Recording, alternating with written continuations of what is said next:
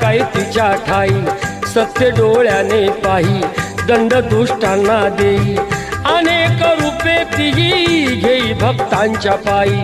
अश्विनी प्रथम दिनी बसते सिंहासनी, होतो जय घोष माऊलीचा, करूया उदो उदो उदो अंबाबाईचा,